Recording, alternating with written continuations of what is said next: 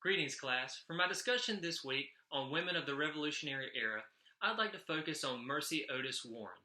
Now, regarding the research questions for this discussion, I'd like to focus on what makes her famous, in what ways she is different, her influence on the American Revolution, and the importance of her story going forward.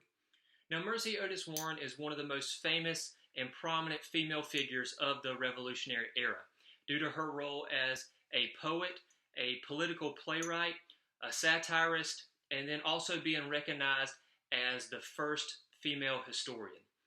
Outside the Barnstable County Courthouse in Massachusetts, there is a bronze statue of Mercy Otis Warren that commemorates her service as a playwright, a poet, a patriot, and it adds key terms such as champion of the Bill of Rights and one of the Massachusetts daughters of the American Revolution.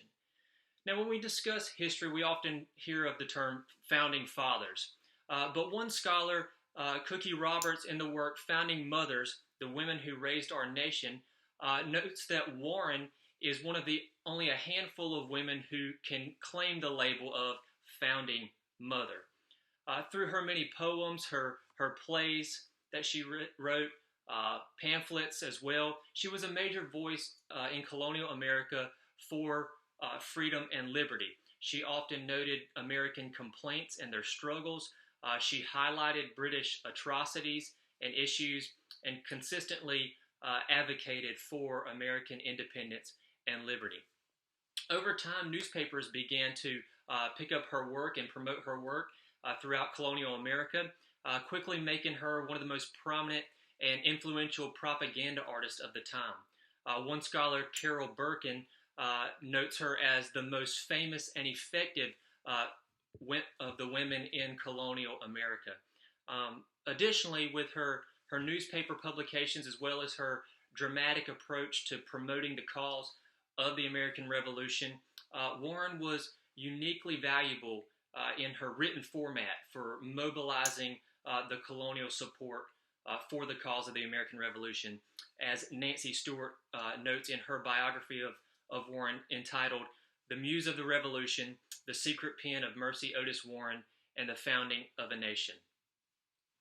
Likewise, it is her pamphlet after the war concluded entitled Observations on the New Constitution that's credited with helping to ratify the Bill of Rights. And then her largest historical accomplishment is entitled History of the Rise, Progress, and Termination of the American Revolution in 3 volumes. And that is what earned her the reputation as America's first female historian.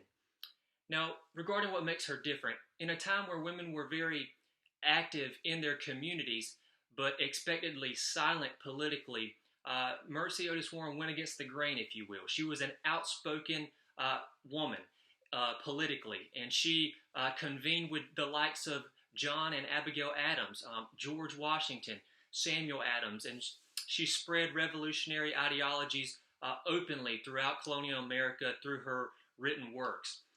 And ultimately, I believe it is through her written works that her legacy will continue on, that it is to be promoted what she has written. A lot of times maybe we read something that she's written and don't even realize that's who wrote it, but it's still an important voice. It's an important element of the revolutionary period. And so ultimately, I believe that will help to sustain her legacy moving forward.